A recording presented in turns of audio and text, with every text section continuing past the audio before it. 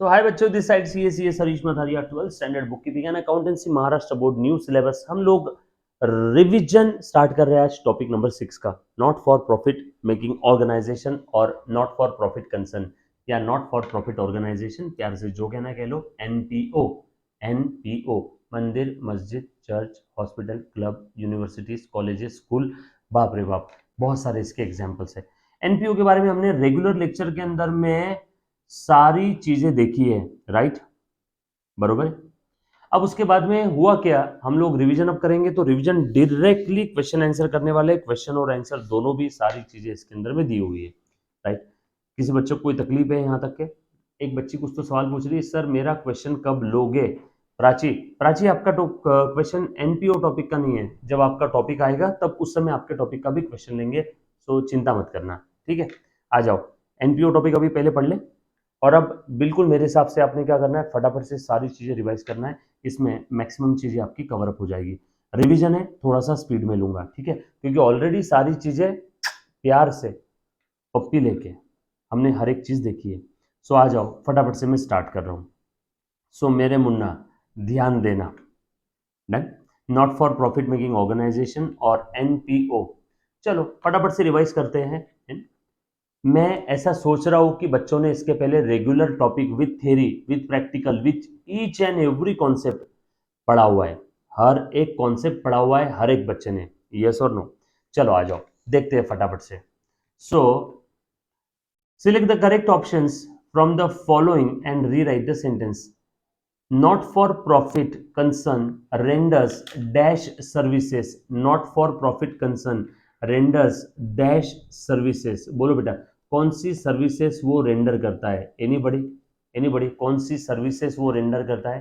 Commercial no, individual no, social yes, group में no. So correct answer will be second option, correct answer will be second option. चलो, donation for scholarship fund, बच्चों हम लोग जो देख रहे हैं ना इस रिवीजन में, मल्टीपल चॉइस क्वेश्चंस है ना, match the pairs, fill in the blanks, one sentence answers, theory questions and practical questions, काफी सारी चीजें देखने वाले, तो चिंता मत करना, इसमें सब कुछ रहेगा, इसमें सब कुछ रहेगा, right.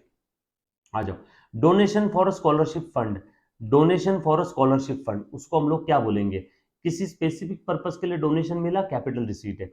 Income and expenditure account is dash account, ये नॉमिनल अकाउंट रहेगा, राइट, क्योंकि डेबिट में एक्सपेंस है, क्रेडिट साइड में इनकम है, इसलिए nominal account.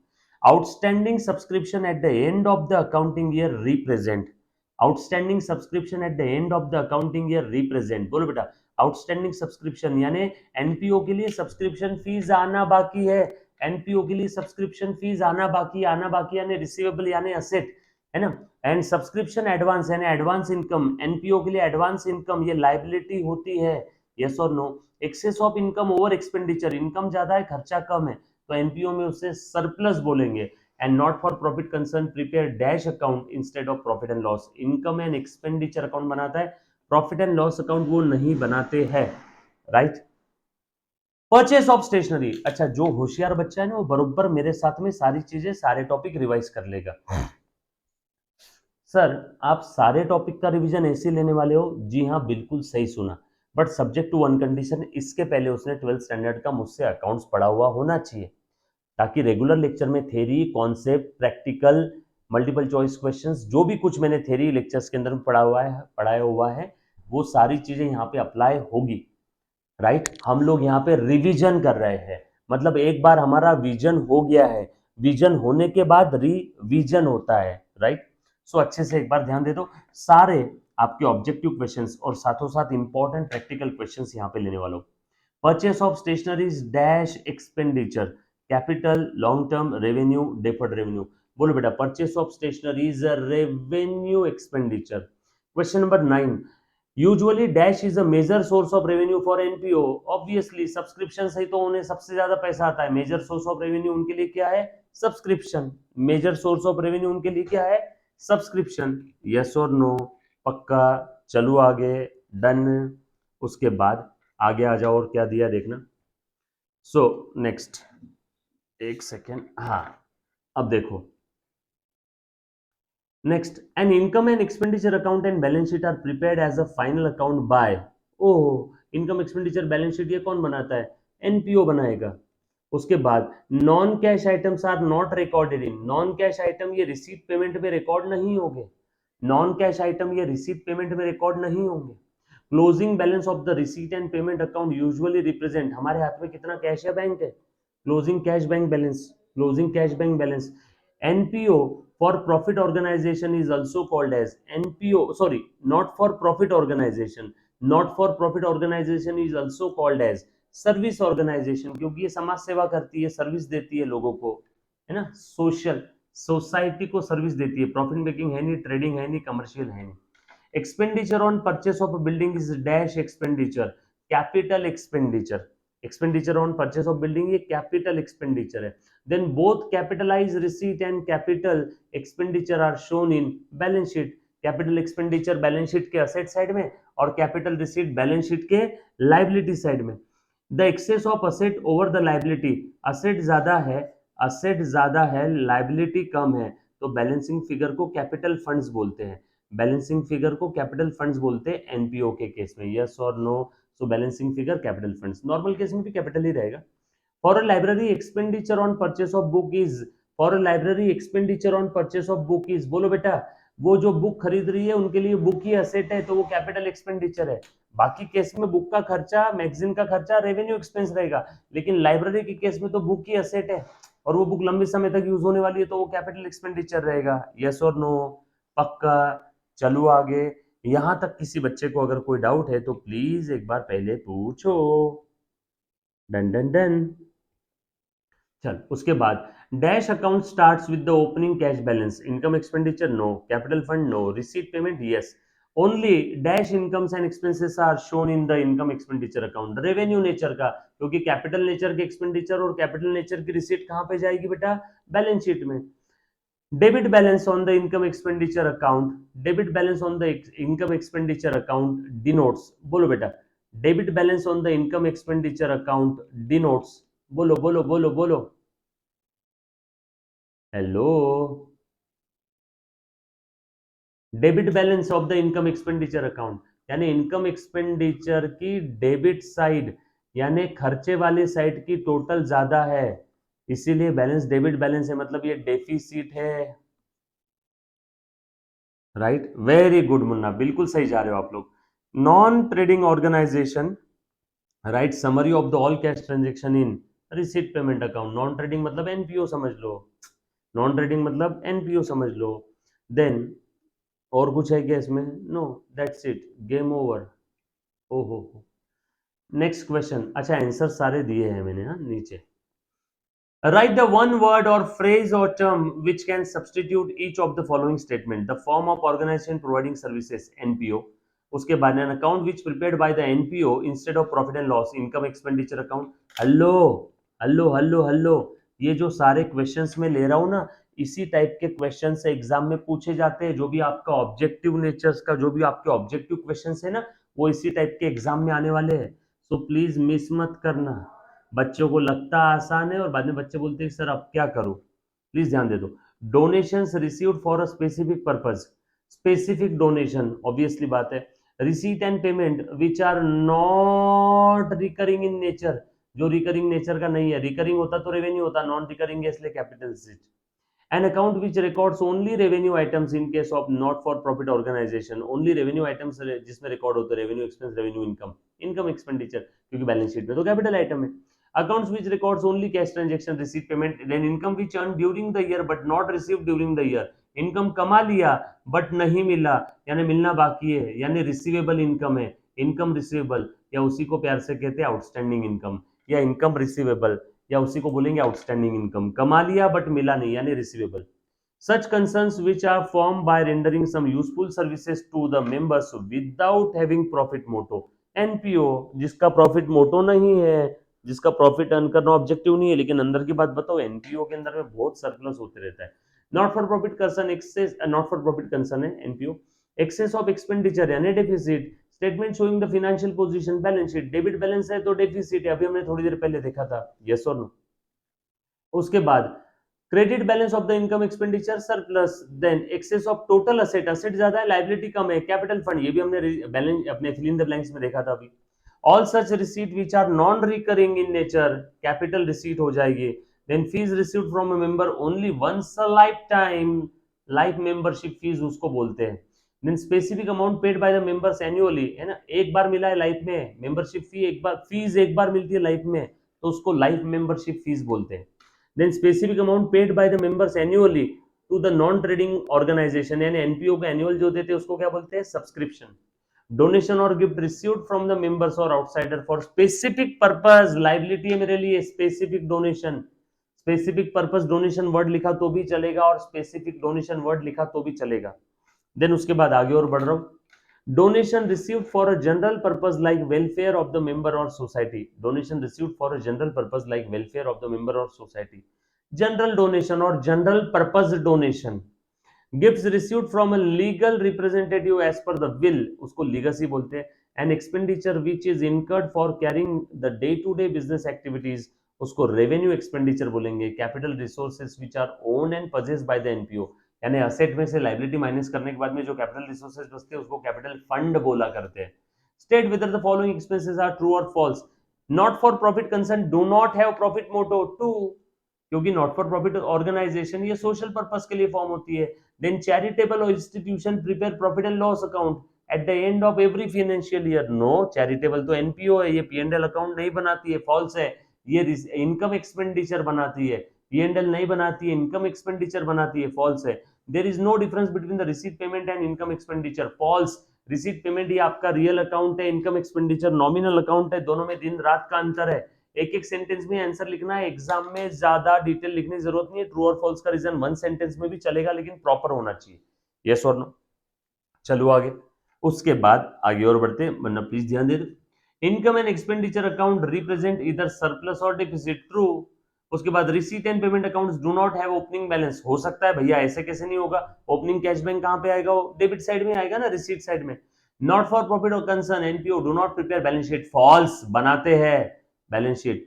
Purchase of sports equipment is capital expenditure, very true, sports equipment ये कैपिटल असेट है, लंबे समय तक काम आएगा, कैपिटल एक्सपेंडिचर है। Income expenditure account is real account, false, nominal account है। उसके बाद all receipts are item of revenue, no, जरूरी नहीं है सारी रिसीट रेवेन्यू रहेगी, कुछ रिसीट कैपिटल रिसीट भी तो हो सकती है, इसीलिए false. To in the income expenditure account all the income received during the year irrespective of the year for which they are received, false. ये बोल रहा है कि जो जो इनकम हमें मिली है वो इनकम एक्सपेंडिचर में आता है, नो। जो उस साल से रिलेटेड इनकम है, फिर चाहे मिलो चाहे ना मिलो, अक्रूवल कॉन्सेप्ट वो सारी आती है, ये गधा तो उल्टी बात कर रहा है इसलिए false. Receipt and payment account contains only transaction relating to current year, yes. नहीं नहीं, no no no, receipt payment बोला है ना, इनकम एक्सपेंडिचर होता तो ये सही होता, इनकम एक्सपेंडिचर होता तो ये सही होता, बट रिसीट पेमेंट में 4 साल पहले की भी रिसीट कोई आना बाकी है, करंट ईयर में आई तो वो करंट ईयर के रिसीट पेमेंट में आ जाएगी। 4 साल बाद की कोई रिसीट है वो आज आ गई एडवांस में तो भी वो करंट ईयर में आ जाएगी। तो ये जो गधा बात कर रहा है only relating to current period, no, ये फॉल्स है, बरोबर है। उसके बाद excess of asset over the liability is called as capital fund, please मेरे साथ साथ पढ़ लेना, asset minus liability is equal to plus आ रहा है आंसर, असेट ज्यादा है लाइबिलिटी कम है, कैपिटल। मेरे साथ साथ पढ़ लेना, ये डबल मौका नहीं मिलने वाला है, अभी के अभी खत्म कर देना, डबल ये मौका नहीं मिलेगा, डबल ये मौका नहीं मिलेगा पढ़ने का, ठीक है, इतने स्पीड के अंदर में। नहीं तो आप सोचोगे सर ये तो हमें भी आता है, सर हम बाद में पढ़ लेंगे, बाद में करते करते साल निकल गया, इसलिए बोल रहा हूं मेरे साथ साथ ही पढ़ लेना, पेंडिंग रखना मत, वरना वो बच्चा खुद अपने पैर पे कुल्हाड़ी मारेगा, ठीक है। आ जाओ, उसके बाद find the odd one, trading account, profit and loss account, receipt payment account, balance sheet, इसमें ऑड क्या है, ट्रेडिंग नॉमिनल है, पीएनएल नॉमिनल है, रिसीट पेमेंट ये आपका रियल है, और बैलेंस शीट ये पोजिशनल स्टेटमेंट है, ये अकाउंट नहीं है, ये अकाउंट है, ये अकाउंट है, ये अकाउंट है, बट बैलेंस शीट ये पोजिशनल स्टेटमेंट है, trading, PNL, receipt payment, balance sheet. अच्छा, ये सब अकाउंट है तो और मेरे हिसाब से बैलेंस शीट आना चाहिए, बट एक और चीज है बेटा, ट्रेडिंग अकाउंट ये फाइनल अकाउंट का पार्ट है, पी एंड एल अकाउंट ये भी फाइनल अकाउंट का पार्ट है, और बैलेंस शीट ये भी फाइनल अकाउंट का पार्ट है, बट रिसीट पेमेंट ये फाइनल अकाउंट का पार्ट नहीं है। सर एनपीओ के फाइनल अकाउंट में तो रिसीट पेमेंट आता है, बट एनपीओ में प्रॉफिट एंड लॉस और ट्रेडिंग कहाँ आता है? एनपीओ में प्रॉफिट एंड लॉस ट्रेडिंग कहाँ आता है? एनपीओ की बात कौन कर रहा है? Trading, profit and loss, balance sheet, ये तीनों फाइनल अकाउंट में आता है। ये फाइनल अकाउंट का पार्ट नहीं है, तो ये ऑड हो गया। वैसे यहाँ पे बैलेंस शीट भी लिखते तो वैसे दिक्कत नहीं आती थी, क्योंकि वो तीनों अकाउंट है। बैलेंस शीट ये अकाउंट नहीं है, ये पोजिशनल स्टेटमेंट है। चलो आगे, मशीनरी, फर्नीचर, कंप्यूटर और सैलरी, ये तीनों असेट असेट असेट है, ये एक्सपेंस है, तो ये ऑड हो गया। Subscription, stationery, interest received, locker rent received. Subscription ये आपके लिए ये हो गया बेटा, क्या कहते हैं तो रेवेन्यू आइटम है, इनकम है। स्टेशनरी आपके लिए एक्सपेंस हो जाएगा, या स्टेशनरी का स्टॉक है तो असेट है। ये इंटरेस्ट रिसीव्ड इनकम है, लॉकर रेंट रिसीव्ड इनकम है, तो ये इनकम है, ये इनकम है, ये इनकम है, ये इकलौता एक्सपेंस है। ये हो गया ऑड वन आउट। बरोबर है ना? उसके बाद complete the sentence. Not for profit making organisation, please ध्यान दे दो। हाँ, आ जाओ। Not for profit making organisation is never engage in, कौन सा एक्टिविटी में दे देता है? ट्रेडिंग और प्रॉफिट ओरिएंटेड। ट्रेडिंग एक्टिविटी में कभी रहेगा नहीं। Not for profit organisation is called as, इसी को प्यार से हम लोग सर्विस ऑर्गेनाइजेशन भी कह देते हैं।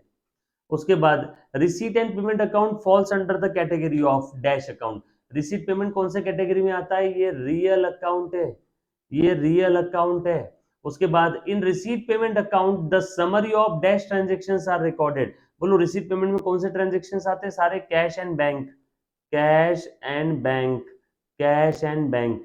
Income expenditure account is similar to profit and loss account.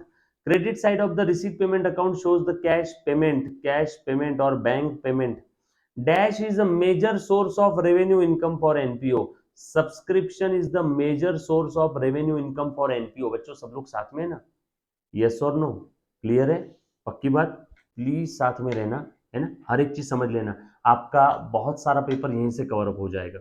Then income expenditure account is nominal account. Income expenditure account is nominal account. Mumbai University prepares dash account instead of profit and loss account. बोलो बेटा, Mumbai University profit and loss की जगह कौन सा account बनाती है? Income and expenditure. Sir क्यों? क्योंकि ये एनपीओ है। भारत की जो भी यूनिवर्सिटीज है रिकॉग्नाइज, वो सारी NPO, not for profit making organisation है। सीएसीएस सीएमए की इंस्टीट्यूट भी एनपीओ है, not for profit making organisation है। Subscription received from the members is considered as dash receipt.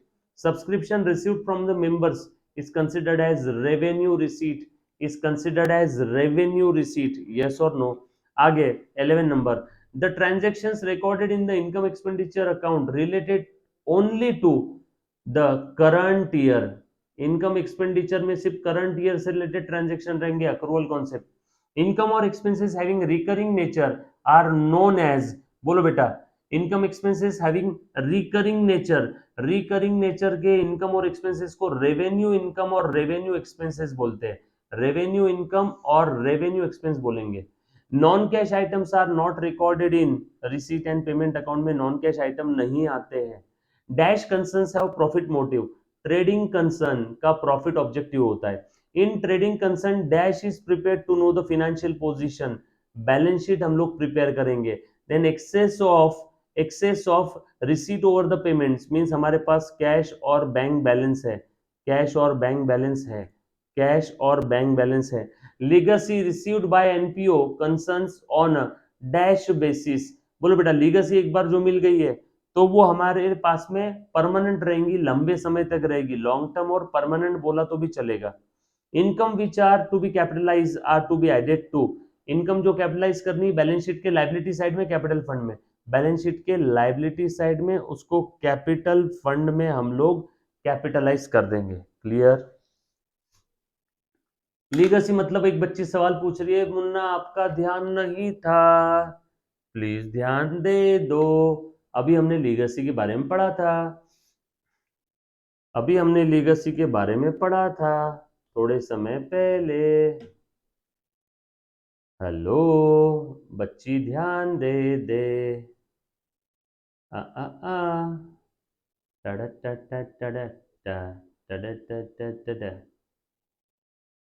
Legacy legacy legacy legacy legacy legacy legacy के बारे में अभी देखा था ना हमने।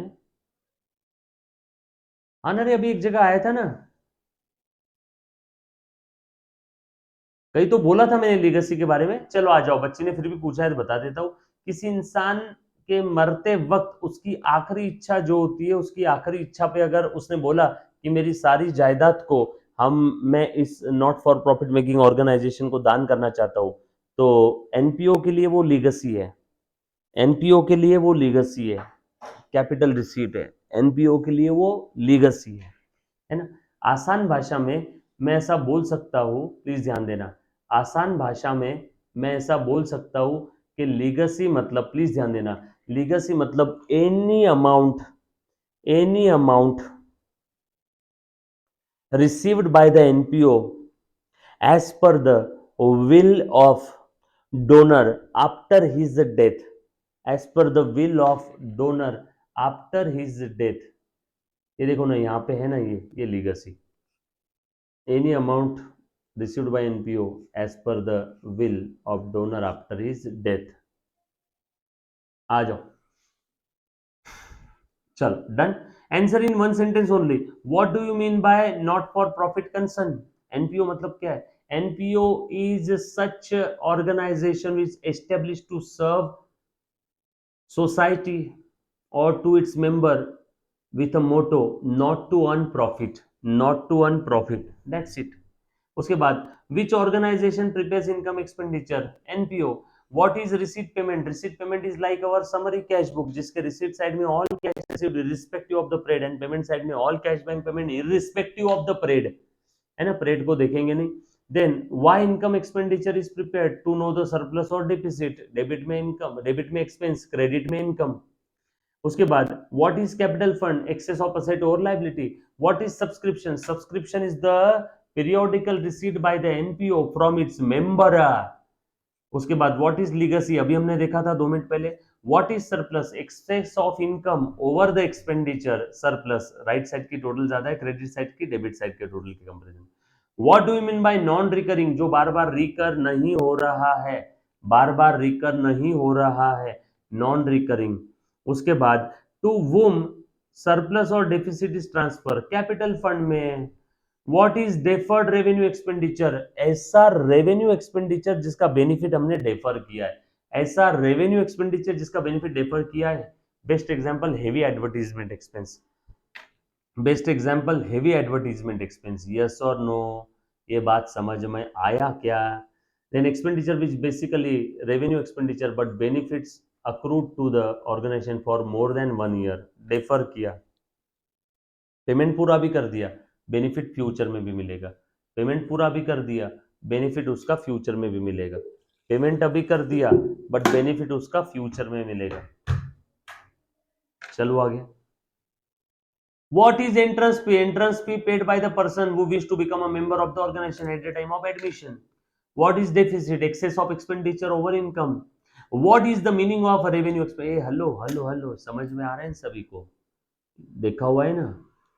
एक्सपेंडिचर ज्यादा है, इनकम कम है, तो उसको हम लोग क्या बोलेंगे? डेफिसिट। एक्सपेंडिचर ज्यादा है, इनकम कम है, तो क्या बोलेंगे? Deficit. And what do you mean by capital expenditure? Capital expenditure is non recurring expenditure, जिसकी वजह से असेट पैदा होती है, जिसका बेनिफिट लंबे समय तक मिलेगा। Expenditure having nature of non recurring कहाँ शो करते हैं? बैलेंस शीट असेट साइड में शो करेंगे, लॉन्ग टर्म बेनिफिट हमें मिलेगा।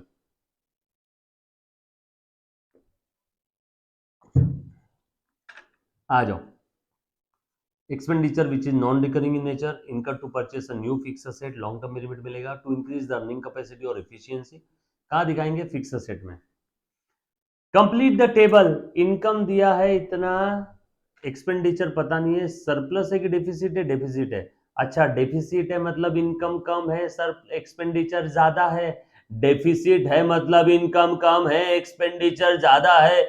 डेफिसिट है मतलब एक्सपेंडिचर ज्यादा है, कितने से? 5,000 से। तो इनकम 10 है तो एक्सपेंडिचर 15। ये समझ में आया क्या? क्रॉस चेक कर लो। 10 - 15 इज इक्वल टू -5। क्लियर? पक्का? डन, चलो आगे।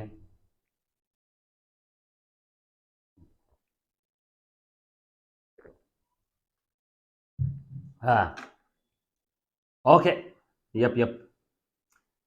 इनकम 8,000, एक्सपेंडिचर पता नहीं, सरप्लस है 4,000 का। सरप्लस है मतलब इनकम ज्यादा है, एक्सपेंडिचर कम है, और एक्सपेंडिचर कितने से कम है?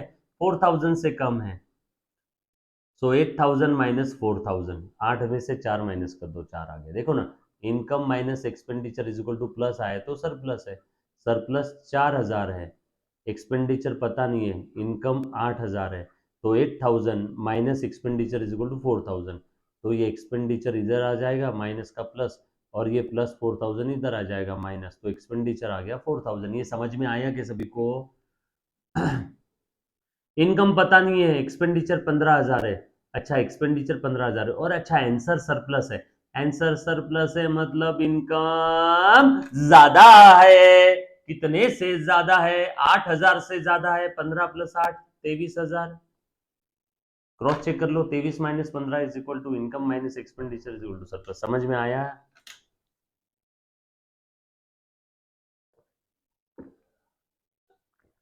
हाँ, इनकम है 7,500, एक्सपेंडिचर ज्यादा, इनकम कम, डेफिसिट आ गया। डेफिसिट आ गया, इनकम कम है। 1,500 का डेफिसिट है। 15,000 की इनकम, ये 15 में से 11 गए, 4 और 300 चले गए, 3,700 का सरप्लस है। उसके बाद prepaid, salary paid during the year, serial number 1, total salary paid 1,100, prepaid है उसमें 100। ये जो सैलरी पेड है ना, 1,100 में एडवांस यानी फ्यूचर से related, related to future, advance यानी रिलेटेड टू फ्यूचर 100 है। तो बोलो करंट ईयर का कितना?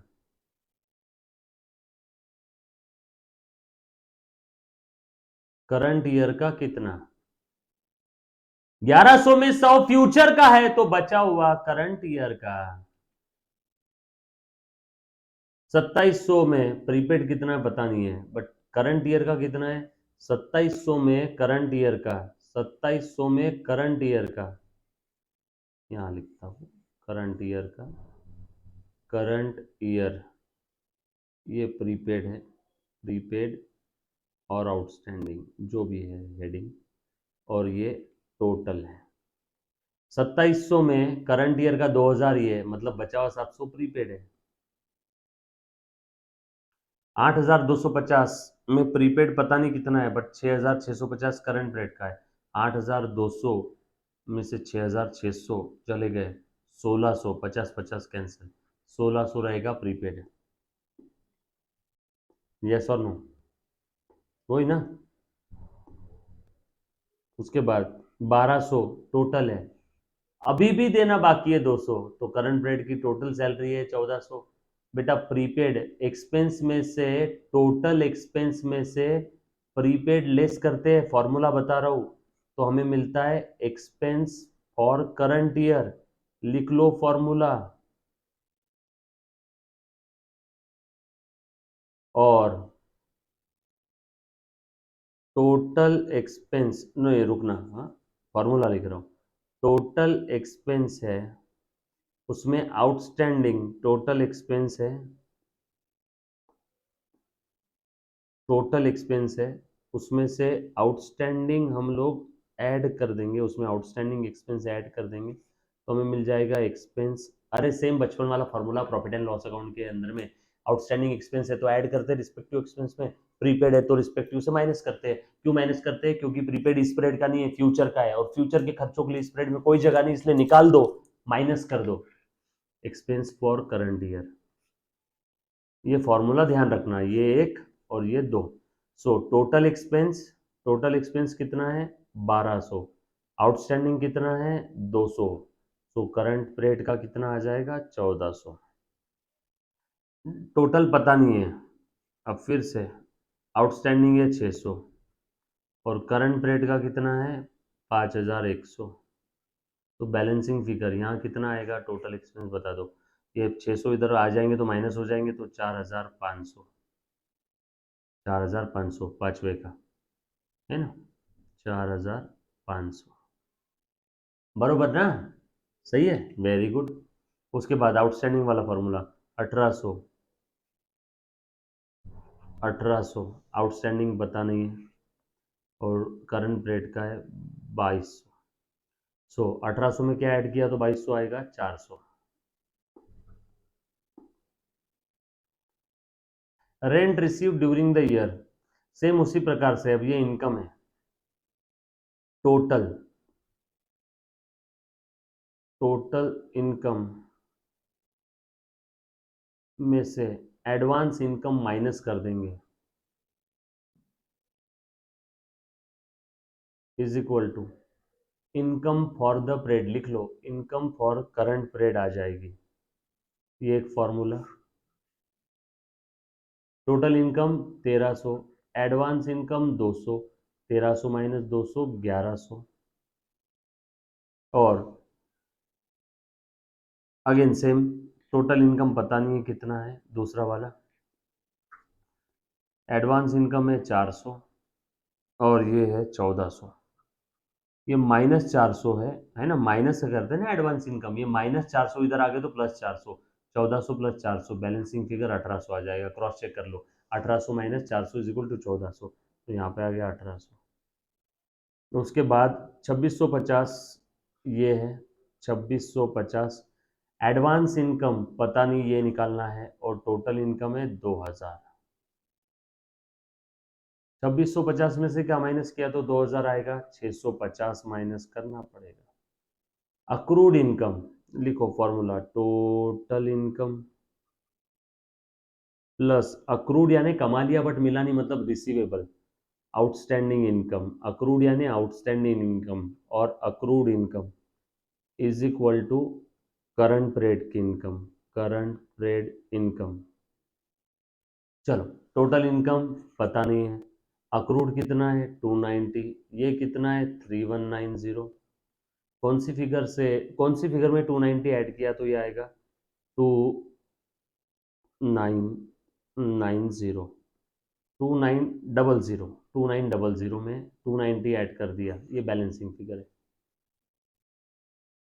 सेम उसी प्रकार से एक और ये formula, again total income outstanding accrued निकालना है, अक्रूड निकालना है, ये 1700 है, अक्रूड पता नहीं है, और टोटल है 2150, बैलेंसिंग फिगर 450, आ जाएगा क्या, बरोबर है, ज़्यादा इसमें टाइम पास नहीं करेंगे। Calculate the following, 10% depreciation on furniture,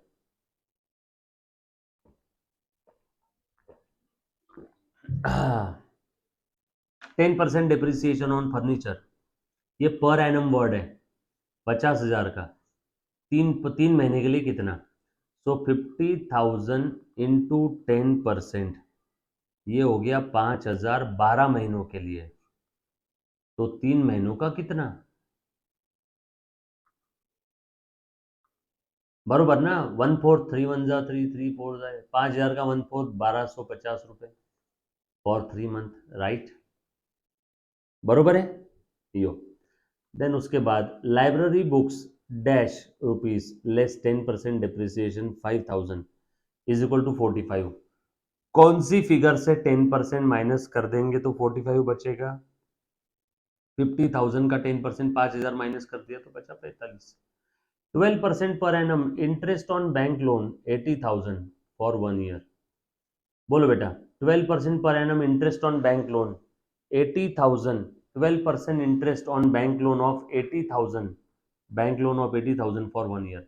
अच्छा, 1 साल का इंटरेस्ट पूछा है, लो दूध पीता बच्चा भी बोलेगा, वह 80,000 इंटू 12%, 12 × 8 = 9,600, सिंपल ना। ओपनिंग स्टॉक दे दिया है स्टेशनरी का, कितना है 5,000, ये अच्छा क्वेश्चन है, ध्यान देना, ओपनिंग स्टॉक दे दिया है 5,000 स्टेशनरी का, परचेस किया है 7,000, आउटस्टैंडिंग स्टेशनरी बिल है 12,000, क्लोजिंग स्टॉक दे दिया 1,000, अमाउंट ऑफ स्टेशनरी कंज्यूम पूछा है, raw material opening stock plus purchased, purchase में दोनों आ जाएंगे, है ना, कैश एंड क्रेडिट, है ना, minus closing stock is equal to consumed. Opening stock कितना है 5000। Purchase of stationery cash purchase होगा 7000। देना बाकी है अभी भी आउटस्टैंडिंग 12000। क्लोजिंग स्टॉक कितना है -1000। सो 7 और 5 12 और 12 24 में से एक गए 23,000। एक और तरीका है, बताओ क्या निकालने का। Stationery opening stock asset closing stock. Opening stock है, असेट का डेबिट बैलेंस होता है, इसलिए ओपनिंग बैलेंस डेबिट साइड में, क्लोजिंग बैलेंस क्रेडिट साइड में। परचेस किया तो टू रिसीट एंड पेमेंट, बरोबर है। देना बाकी है तो टू क्रेडिटर्स, और अगर लिया होगा तो उसके बाद में यहाँ पे आपका और क्या आ जाएगा रे, ये ओपनिंग स्टॉक आ गया, क्लोजिंग स्टॉक आ गया, परचेस आ गया, है ना। चलो put the value get the answer 5000। Payment कर दिया 7000 का, देना बाकी है अभी भी 12,000 और क्लोजिंग स्टॉक है 1000 का। तो 7 बाय 12 12 24 में से एक गए 23। So by income and expenditure account consume कर लिया, बैलेंसिंग फिगर कितना आ जाएगा 23,000। कैसा भी करो एक ही बात है, 3 4 तरीके हैं, है ना। यस बेटा, कुछ बच्चों को ये इजी लगता है, कुछ बच्चों को ये, कुछ बच्चों को ये।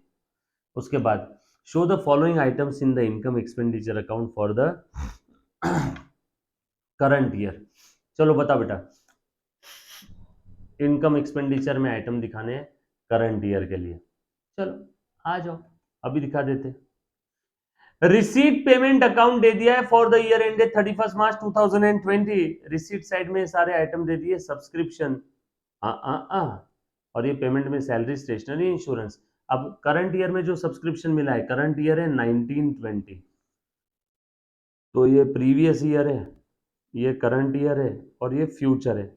याद है, इसलिए मैंने बोला था रिसीट पेमेंट परेड को नहीं मानता, रिसीट पेमेंट परेड को नहीं मानता है।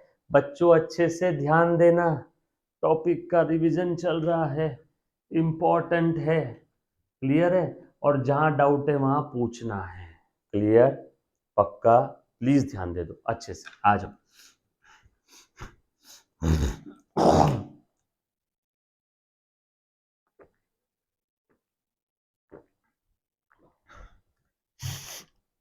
सॉरी, आ जाओ। सो रिसीट पेमेंट अकाउंट के अंदर में क्या क्या दिया है मुन्ना, प्लीज एक बार ध्यान दे दो। ये सब्सक्रिप्शन दे दिया, प्रीवियस ईयर का इतना मिला, करंट ईयर का इतना, फ्यूचर का इतना। आगे बोला है एडजस्टमेंट में आउटस्टैंडिंग सैलरी है फॉर 18-19, पिछले पीरियड की आउटस्टैंडिंग है इतनी, और करंट पीरियड की आउटस्टैंडिंग है इतनी। ये करंट पीरियड है ना। सैलरी पे एडजस्टमेंट है। ओपनिंग स्टॉक ऑफ स्टेशनरी, इसके ऊपर एडजस्टमेंट है। There are only 70 members paying annual subscription, subscription के ऊपर एडजस्टमेंट है। And insurance paid for the year. Sir सारे ही आइटम पे एडजस्टमेंट है। कर लेते हैं हम, क्या डरते हैं क्या, आ जाओ। सो सारे आइटम्स पे एडजस्टमेंट दिख रहा है। सो अब सॉल्व कैसे करना है, आ जा मुन्ना बता रहा हूँ तरीका, प्लीज ध्यान देना। यहाँ से थोड़े से बड़े वाले क्वेश्चन स्टार्ट हो गए, आ जाओ आ जाओ। हमें पूछा है नीचे के आइटम इनकम एक्सपेंडिचर में कैसे दिखेंगे। आ जाओ। इनकम एक्सपेंडिचर का एक बेसिक नेचर पता है सभी को। इनकम एक्सपेंडिचर बोलता है करंट ईयर से रिलेटेड इनकम ही करंट पीरियड के इनकम एक्सपेंडिचर में आएगी। फिर वो इनकम मिलो चाहे ना मिलो, ना मिलो यानी मिलना बाकी है, फिर चाहे इनकम रिसीव्ड और income receivable, but current year से रिलेटेड ही रिसीव्ड और करंट ईयर से रिलेटेड ही रिसीवेबल इनकम में आएगी। और करंट ईयर से रिलेटेड एक्सपेंडिचर पेड, चाहे करंट ईयर से रिलेटेड एक्सपेंडिचर पेएबल ही करंट ईयर के एक्सपेंडिचर में आएंगे, ना फ्यूचर का ना पास्ट का। आ जाओ। तो अब देखो मैं कैसे सॉल्व कर रहा हूं। मैंने सबसे पहले क्वेश्चन पढ़ लिया, फर्स्ट स्टेप, सेकंड स्टेप सारी एडजस्टमेंट मार्क कर ली, फर्स्ट स्टेप क्वेश्चन पढ़ लिया, एडजस्टमेंट मार्क कर लिया। थर्ड स्टेप इनकम एक्सपेंडिचर का फॉर्मेट बना लेता हूं जो हमें बोला है इन द बुक्स ऑफ, जो भी नाम होगा, income expenditure account for the current period, ये लिखना जरूरी है। परेड लिखना जरूरी है, परेड लिखना जरूरी है, यस और नो, प्लीज ध्यान दे दो, ठीक है। ये लिख लिया। अब उसके बाद कहां से स्टार्ट करूं? रिसीट साइड से स्टार्ट करता हूं। सबसे पहला आइटम सब्सक्रिप्शन, कितना है बेटा सब्सक्रिप्शन? 20,750। आ जाओ, 20,750 है तो सब्सक्रिप्शन का एक मैं अपना वर्किंग नोट बना लेता हूँ। याद आ रहा है regular lecture? Subscription, credit side, debit side, है ना? ओपनिंग या opening outstanding, closing outstanding, opening advance, closing advance, by receipt payment and balancing figure to income and expenditure. कुछ याद आया क्या? रेगुलर लेक्चर, सब्सक्रिप्शन का अपना मैजिकल फॉर्मेट अकाउंट वाला, आ जाओ। सो सब्सक्रिप्शन में करंट पीरियड में कितना मिला टोटल? 20,750 लिख देता हूँ, 20,750 करंट पीरियड में, रिसीट पेमेंट में 20,750, बरोबर है। एक सेकेंड, आपको ऐसे नहीं दिखेगा, इसके लिए मुझे यहाँ से कुछ तो ये मिटाना पड़ेगा, ठीक है। ये मिटा दिया मैंने, हाँ। ये 20,750, 20,750, क्लियर? यहाँ से इंपॉर्टेंट शुरू हुआ। फर्स्ट स्टेप क्वेश्चन रीड करो, सेकंड स्टेप एडजस्टमेंट मार्क करो, थर्ड स्टेप फॉर्मेट बना लो, फोर्थ स्टेप रिसीट साइड से शुरू कर दिया, रिसीट साइड से देन पेमेंट साइड, चलो लिख दिया। अब इसके अंदर में क्या क्या दिया है? ये प्रीवियस ईयर का मिलना बाकी था जो हमें अभी मिला है, ये प्रीवियस ईयर का मिलना बाकी था, मतलब ओपनिंग आउटस्टैंडिंग हमारे पास था, outstanding salary, outstanding outstanding subscription के बारे में और कुछ भी दिया नहीं, बस इतना ही बोला है प्रीवियस ईयर से रिलेटेड इस पीरियड में मिला, मतलब पिछले पीरियड के एंडिंग में इतना मिलना बाकी था, प्रीवियस ईयर से रिलेटेड अभी मिला, मतलब प्रीवियस ईयर के एंडिंग में इतना मिलना बाकी था। So opening outstanding 3,000, current year के एंडिंग में फ्यूचर से रिलेटेड इतना मिला हुआ है, करंट ईयर के एंडिंग में, करंट ईयर के एंडिंग में फ्यूचर से रिलेटेड इतना मिला, करंट ईयर के एंडिंग में, यानी क्लोजिंग एडवांस है कितना है? 2,500। और ये करंट ईयर से रिलेटेड करंट ईयर में मिल गया, वो तो यहाँ पे आ गया और सारा भी आ गया है ना, पिछला करंट ईयर का अगला, ठीक है।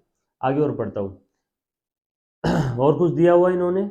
नो। ओपनिंग एडवांस वगैरह दिया हुआ है? नो। सब्सक्रिप्शन के बारे में और क्या एडजस्टमेंट दिया है? There are total 70 members paying annual subscription of 250 each. लो, ओ हो, कितना आसान हो गया काम, कितना आसान हो गया। 20 में से कुछ बात आपको समझ में आ रही क्या? टोटल कितने मेंबर्स है? 70। हर एक मेंबर एनुअल सब्सक्रिप्शन कितना पे कर रहा है? 250। तो स्ट्रेट वे अपना सब्सक्रिप्शन का इनकम तो वैसे ही निकल जाएगा, 70 मेंबर्स इंटू 250, निकालो तो, 70 मेंबर्स इंटू 250, निकाल बेटा, 70 मेंबर्स इंटू 250, ये भी एक तरीका है। या फिर अपने अकाउंट वाला फॉर्मेट सबसे बेस्ट है हरदम के लिए, बैलेंसिंग फिगर, ये इसके बारे में कुछ दिया नहीं है, ओपनिंग एडवांस कुछ है नहीं, क्लोजिंग आउटस्टैंडिंग अभी भी आना बाकी है कि हम लोग देख लेते हैं, रुको 2 सेकेंड। चलो इसका बैलेंसिंग फिगर निकालो, ये 3 और 2 5, 20 में से 5 गए 15,000, 20 में से 5,000 गए 15,000 रुपए, आ जाओ, 20 में से 5,000 गए 15,000 रुपए, और 500 चले गए 14,500, बरोबर है, और 715, 250 रुपए, 15,250, 15,250 रुपए, यस और नो, ये हमारे अकाउंट का आ रहा है आंसर, प्लीज ध्यान देना। और ये वाली एडजस्टमेंट पढ़ रहा हूं मैं, 70 members paying annual subscription, 70 members paying annual subscription, निकालो, 70 इंटू 250 करना बेटा, 70 इंटू 250, सो ये 250 इंटू, ये कितने, 20 मेंबर अगर है तो ये हो जाएंगे 5,000 रुपये, 60 मेंबर्स है तो ये हो जाएंगे 15,000 रुपये, और 10 मेंबर, 70 मेंबर्स के लिए और 10, यानी 2,500, यानी 17,500 रुपये। सो हमारे इनकम एक्सपेंडिचर में आ जाएगा 17,500। ये वाला पॉइंट सबसे ज्यादा इंपॉर्टेंट था, ये पॉइंट समझ में आया क्या किसी को? सर एक बार वापस बता दो, प्लीज ध्यान देना। देखो, इस क्वेश्चन की माया बता देता हूं। इस एक सेंटेंस ने हमें डायरेक्ट बता दिया इनकम एक्सपेंडिचर में कितना सब्सक्रिप्शन जाएगा। अगर ये सेंटेंस नहीं होता तो हम लोग बैलेंसिंग फिगर यहाँ पे जो 15,250 आए ना, माँ कसम वही लेने वाले थे इनकम एक्सपेंडिचर में। बट इस सेंटेंस की वजह से क्या हुआ, हमें डायरेक्ट इनकम एक्सपेंडिचर के अमाउंट का पता चल गया सब्सक्रिप्शन का। 70 मेंबर्स एनुअल सब्सक्रिप्शन 250 रुपीज, हर एक का 250 है। अब वो मिलो चाहे ना मिलो, करंट पीरियड से रिलेटेड इनकम कितना है, 70 मेंबर्स का 250 रुपीज के हिसाब से, 70 मेंबर्स का 250 रुपीज के हिसाब से कितना आया, 17,500। ये मैंने डायरेक्टली लिख लिया, 17,500 रुपीज, 17,500 लिख दिया। अब बताओ बैलेंसिंग फिगर 17,500 और 3 20,500, 20 और ये दो 22,500 और 500 23,000। सो 23,000 टोटल आ रही है। 23 में से 20 चले गए, बचे 3 और 750 चले गए, बचे 2,250। ये है क्लोजिंग आउटस्टैंडिंग बैलेंसिंग फिगर। बहुत काम की चीज थी। आज तक क्या होता था, बैलेंसिंग फिगर वाला पॉइंट हम लोग इनकम एक्सपेंडिचर में लेते थे। प्लीज ध्यान देना। नो, हाँ एक बच्चे ने देखो बिल्कुल सही लिखा, ये एडजस्टमेंट अगर नहीं होती तो बैलेंसिंग फिगर में इनकम एक्सपेंडिचर लेने वाला था, लेकिन ये एडजस्टमेंट में साफ शब्दों में लिख दिया कि एक साल का इनकम कितना होता है सब्सक्रिप्शन का, एक साल का सब्सक्रिप्शन का इनकम होता है 70 मेंबर्स का 250 रुपीज के हिसाब से 17,500। Game over. प्राची देख रहे बेटा, अगर वो सेंटेंस नहीं होता तो सब्सक्रिप्शन अकाउंट का बैलेंसिंग फिगर इनकम एक्सपेंडिचर का लेता, लेकिन वो सेंटेंस में लिखा हुआ है स्ट्रेट वे एक साल का 70 मेंबर का 250 के हिसाब से हमारा इनकम है। जब डायरेक्ट इनकम दे दिया तो हम लोग क्यों इतना थके सर, फिर वो अकाउंट का फायदा क्या, ये एक नई चीज पता चली ना। सो टोटल कितना हो रहा है 17,500, अकाउंट में क्लोजिंग आउटस्टैंडिंग बैलेंसिंग फिगर आ जाएगा 2,250। इधर आ रहा है ना बैलेंसिंग फिगर, क्लोजिंग आउटस्टैंडिंग, बरोबर है। हमारा स्प्रेड में भी सब्सक्रिप्शन आना बाकी है, क्लोजिंग आउटस्टैंडिंग 2,250 रुपए। चल ठीक है, तो डायरेक्टली 17,500 लिख देना, तो सब्सक्रिप्शन वाला एडजस्टमेंट खत्म। देखो 17,500 हमारे हिसाब से लेना। बच्चों को डायरेक्ट समझ में नहीं आता आउटस्टैंडिंग कहां से आया क्लोजिंग, ये बैलेंसिंग फिगर है 2,250 रुपए। एक बार मैं बता देता हूं, थोड़ा सा जूम करके एक बार देख लो, बरोबर है। श्रद्धा, प्राची, प्लीज ध्यान देना। जैसे मैं ये अकाउंट्स का ही बैलेंसिंग फिगर इनकम एक्सपेंडिचर में लेने वाला था, लेकिन यहाँ पे साफ शब्दों में लिखा है 70 मेंबर्स पर member annual subscription, annual subscription 250, तो डायरेक्ट ये आ गया ना 17,500। तो ये पता है, ये पता है, ये पता है, ये पता है, ओपनिंग एडवांस के बारे में कोई इंफॉर्मेशन ही नहीं है, तो बैलेंसिंग फिगर ये इधर आया, तो क्लोजिंग एडवांस 2250 अभी भी आना बाकी है, 2250।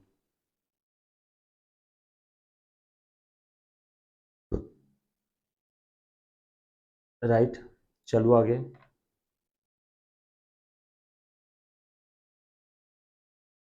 चल आ जाओ, नेक्स्ट आइटम सैलरी।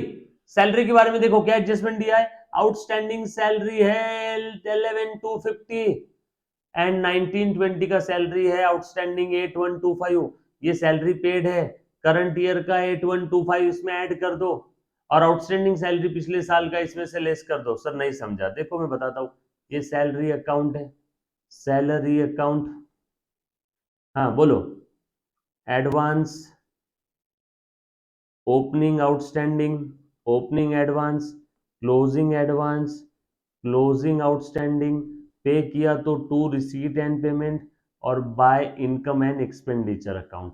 बोलो सैलरी के बारे में क्या दिया है, टोटल पेड है 73750, 73750 रिसीट पेमेंट अकाउंट।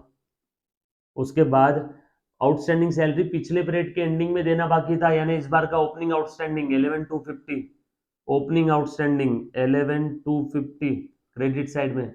उसके बाद क्लोजिंग आउटस्टैंडिंग, करंट पीरियड का आउटस्टैंडिंग 8,125, 8,125।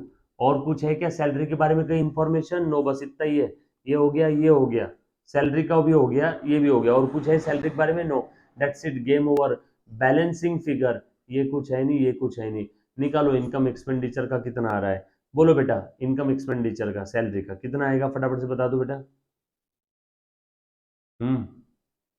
निकालो। 73,000 और ये 8, 81,000।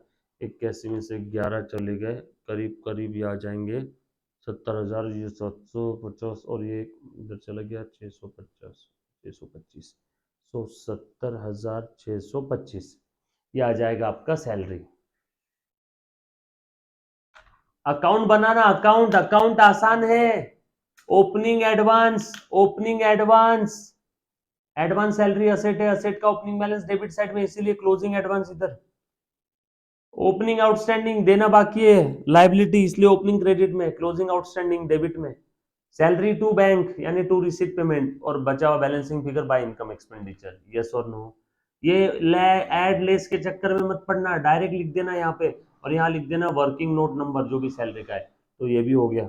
आ जाओ, स्टेशनरी के बारे में भी एडजस्टमेंट है। स्टेशनरी का हमने अभी थोड़ी देर पहले किया था, स्टेशनरी के लिए इतना पेमेंट किया, ओपनिंग स्टॉक दे दिया, स्टेशनरी का क्लोजिंग है। So opening plus purchase minus closing is equal to consume, यानी इनकम एक्सपेंडिचर में आ जाएगा। ओपनिंग कितना था? 5,000। परचेस कितना किया? 3, 5 और 3 8,375, माइनस क्लोजिंग स्टॉक है 2,500। सो opening plus purchase minus closing, opening plus purchase minus closing,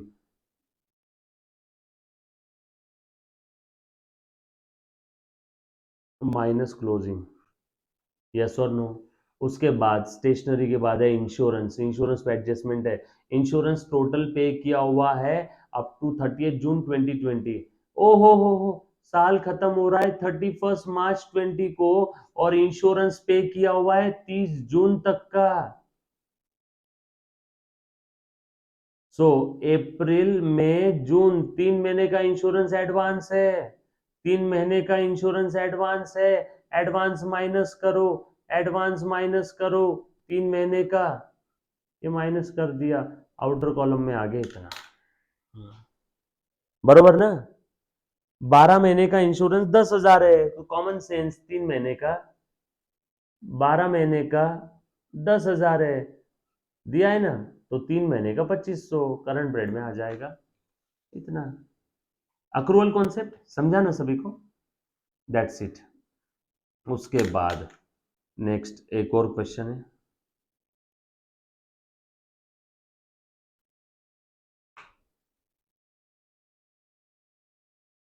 आ जाओ। From the following receipt and payment account, सब लोग साथ में है क्या? प्लीज ध्यान देना बेटा, प्लीज ध्यान देना। आ जाओ। सो ध्यान दे दो, हम लोगों को इनकम एक्सपेंडिचर अकाउंट बनाना है और बैलेंस शीट बनाना है बेटा यहाँ पे। चलो ठीक है, अभी बना लेते हैं हम लोग, क्या डरते हैं क्या? आज। So from the following transactions of the receipt and payment account of the Pavan Putra Hanuman व्यायामशाला Parbhani and the adjustment given, you are required to prepare income expenditure account and balance sheet as on 31st March 2019। चलो, receipt payment हमें दे दिया है, और हम लोगों को adjustments दे दी है। एडजस्टमेंट्स कौन सी? लो, thank you very much. Subscription का एडजस्टमेंट, सब्सक्रिप्शन का इनकम एक्सपेंडिचर का अमाउंट पहले ही पता चल जाएगा। 500 मेंबर और हर एक का एनुअल है 50। सो 500 इंटू 100 होता तो 50,000, 50 यानी आधा 25,000। चेक कर लो, सब्सक्रिप्शन का 25,000 आना चाहिए आउटर कॉलम में। आया क्या? आया क्या सब्सक्रिप्शन का आउटर कॉलम में 25,000? डन। आ जाओ। चलो, सब्सक्रिप्शन के ऊपर एडजस्टमेंट लिखो तो सही, बैलेंस शीट भी बनाना है। अब देखना, हमने सब्सक्रिप्शन बनाया था ना यहाँ पे, क्लोजिंग आउटस्टैंडिंग, अब काम आएगा, ये क्लोजिंग आउटस्टैंडिंग बैलेंस शीट में जाता है, आना बाकी असेट में, इसलिए अकाउंट जरूरी है, इसलिए अकाउंट जरूरी है। सब्सक्रिप्शन पे एडजस्टमेंट है, और कहाँ है? सैलरी पे एडजस्टमेंट है, और उसके बाद में building furniture, salary building furniture, salary building furniture, entrance fee, investment, salary building furniture, salary building furniture, entrance fee, salary building furniture, entrance fee, entrance fee, entrance fee, entrance fee, investment, interest on investment, investment, चलो ठीक है, बाकी और देखते बैठेंगे कहाँ कहाँ adjustment है तो, राइट। आ जाओ। So first step question read कर लिया, second step adjustment star mark कर लिया, थर्ड स्टेप फॉर्मेट बना लो। फॉर्मेट बना लिया, income expenditure in the books of Pavan Putra लिखना जरूरी है। Income expenditure debit side credit side, current period है 18-19, 31 मार्च 19 ईयर एंड है मतलब 18-19। बैलेंस शीट का फॉर्मेट बना लिया, लाइबिलिटी साइड और असेट साइड, राइट। उसके बाद वर्किंग नोट हम लोग क्यों देखें इनकी, हम तो हमारी बनाएंगे। आ जाओ। अब मैं कहाँ से शुरू करूँ, रिसीट साइड से। ओपनिंग बैलेंस ये कहीं पे आएगा नहीं, ओपनिंग बैलेंस तो हम लोगों को कहीं लेने की जरूरत नहीं है। अगर ओपनिंग बैलेंस शीट बनाए तो लेंगे, अगर ओपनिंग बैलेंस शीट बनाए तो लेंगे, ठीक है। आ जाओ, चलो आगे, प्लीज ध्यान देना बेटा सब लोग। आ जाओ, सब्सक्रिप्शन 18-19 का बना लो क्या अपना सब्सक्रिप्शन वाला वर्किंग नोट। अच्छा मैं वर्किंग नोट यहाँ पे जहां जगह मिली वहां बना रहा हूँ, प्लीज कंसिडर करना। ये फेयर अपना रेगुलर क्लास नहीं कि प्रॉपर वर्किंग नोट बनाए, जहां जगह मिली वहां बना रहा हूँ, ठीक है। ये सब्सक्रिप्शन अकाउंट, ये subscription account, opening advance, closing advance, opening outstanding, closing outstanding, ये आ जाएगा by receipt payment to subscription, और ये to income and expenditure account. बोलो, सब्सक्रिप्शन मिला करंट पीरियड में बट 18-19 से रिलेटेड, 18-19 करंट ईयर है और 19-20 फ्यूचर है।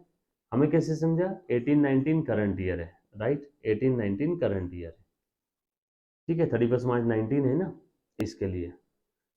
ये मैंने बना लिया। करंट ईयर से रिलेटेड मिला इतना, टोटल सब्सक्रिप्शन मिला 18,410, टोटल मिला 18,410, उसमें करंट ईयर से रिलेटेड इतना वो तो आ गया।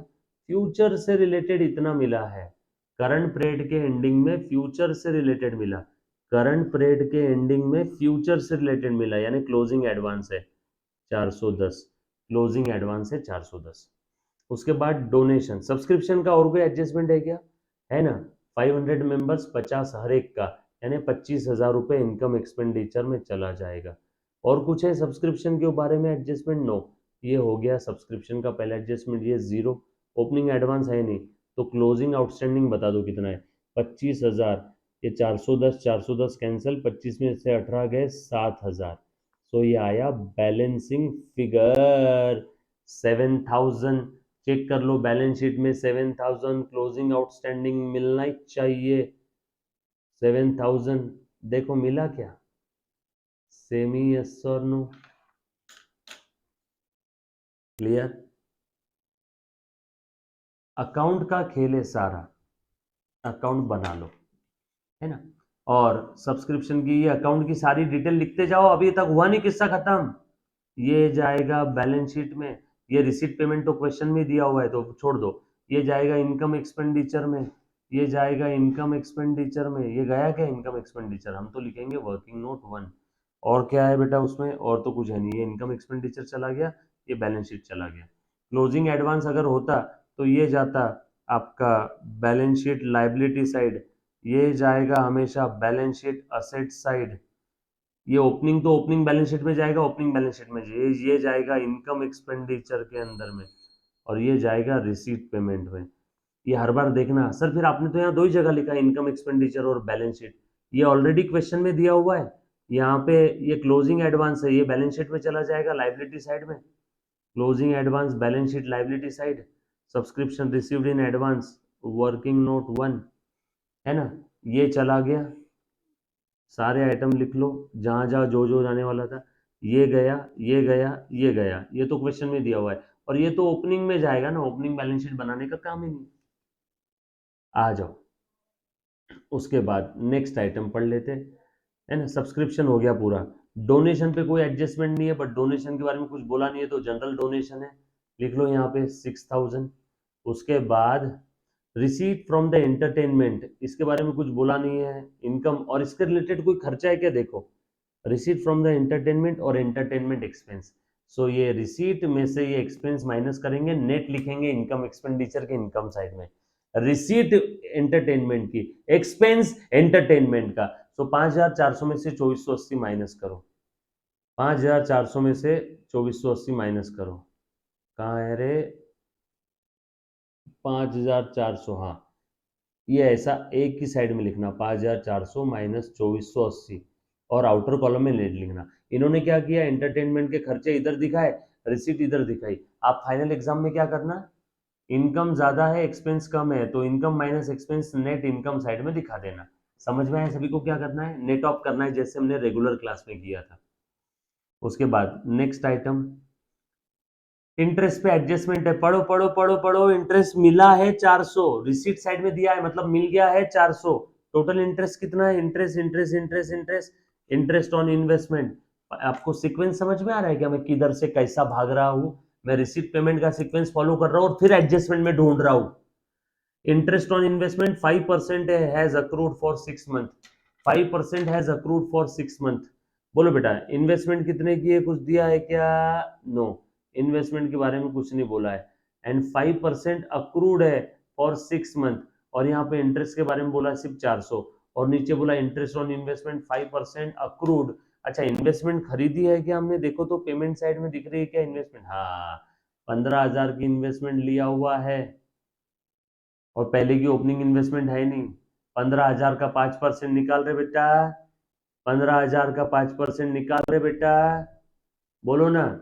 15,000 का 5% इंटरेस्ट कितना बेटा? 5% per annum, accrued for 6 month. 5% per annum है, 15 चौक 60, 15 5 75, 750, ये 1 साल का है। देयर फोर 6 मंथ का कितना आएगा? 700 का आधा 350, और 50 का आधा 25, यानी 375। ये हो गया अक्रूड, ये हो गया अक्रूड, मतलब कमा लिया बट मिला नहीं। रिसीवेबल, रिसीवेबल, और हमने आज ही देखा था एक्सपेंस के अंदर में एक्सपेंस रिसीवेबल ऐड कर देना चाहिए। तो देखो, सॉरी, इनकम के अंदर में इनकम रिसीवेबल ऐड कर देना चाहिए। ये देखो, इंटरेस्ट 400 और उसमें आउटस्टैंडिंग ऐड कर दिया 375, और ये यहाँ पे अक्रूड एडजस्टमेंट है, एडजस्टमेंट के दो इफेक्ट, 375 रिसीवेबल बैलेंस शीट के असेट साइड में दिखा दो। यस और नो? नेक्स्ट, ये समझ में आया ना सभी को? पक्का? इंटरेस्ट वाला पॉइंट। नेक्स्ट, उसके बाद एंट्रेंस फी 6,200, इसके बारे में कुछ बोला है क्या? देख लो, कुछ भी बोला नहीं है। एंट्रेंस फी ले लो यहाँ पे, entrance fee entrance fee entrance fee किधर गया रे? एंट्रेंस फी लेना, हाँ, 6,200। कुछ एडजस्टमेंट है क्या इसके ऊपर में? ढूंढ लो एंट्रेंस फी के ऊपर। अच्छा, एडजस्टमेंट है ना, स्टार मार्क किया हुआ है। 50% एंट्रेंस फी कैपिटलाइज करना है, लो। आधी यहाँ से निकाल के आधी बैलेंस शीट में डाल दो, ये आधी बैलेंस शीट में डाल दो फंड में। 50% एंट्रेंस फी, सही है क्या? उसके बाद रिसीट साइड खत्म, पेमेंट साइड, सैलरी एडजस्टमेंट है इसके ऊपर 6,000। क्या क्या एडजस्टमेंट है देखो, तो अगेन सैलरी का अकाउंट बना लो, सैलरी का अकाउंट बना लो, debit side credit side, opening advance closing advance, opening outstanding closing outstanding, to receipt and payment, balancing figure by income and expenditure.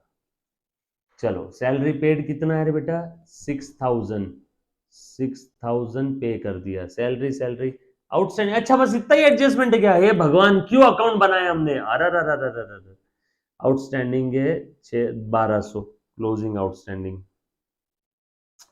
बस इतना ही है, और तो कुछ है ही नहीं। बाकी जीरो जीरो, ये बैलेंसिंग फिगर 7,200, 12, ये जाएगा बैलेंस शीट के लाइबिलिटी साइड में, देना बाकी है, ये जाएगा इनकम एक्सपेंडिचर में। क्या यार, जबरदस्ती।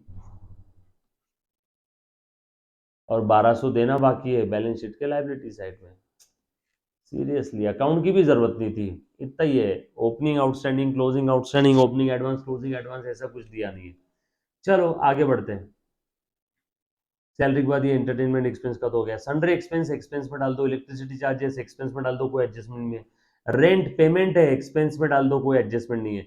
इन्वेस्टमेंट कहाँ लिखेंगे? बैलेंस शीट के असेट साइड में, एडजस्टमेंट हमने कर लिया ऑलरेडी इसका। इन्वेस्टमेंट असेट साइड में एडजस्टमेंट ले लिया ऑलरेडी, देखो 375 का। ये सब एक्सपेंस में डाल दिया, sundry expense, electricity charges, rent, printing and stationery डाल दिया, पोस्टेज डाल दिया 3200। एफडी कहाँ डालेंगे? बैलेंस शीट के असेट में, ये एक्सपेंस में, ये बैलेंस शीट के असेट में। 3900 पोस्टेज और कैश बैंक,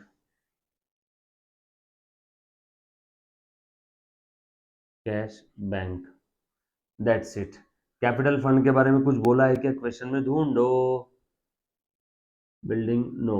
अच्छा, द असेट्स ऑन 1/4/2018। अच्छा, ओपनिंग असेट हमें दिया हुआ है। ओपनिंग असेट कितनी थी? 50,000 और 15,000। 75,000 की ओपनिंग असेट थी। 75,000 की ओपनिंग असेट थी। ओपनिंग लाइबिलिटी दिया है क्या कहीं पे क्वेश्चन में? ढूंढो। नो, नहीं दिया है।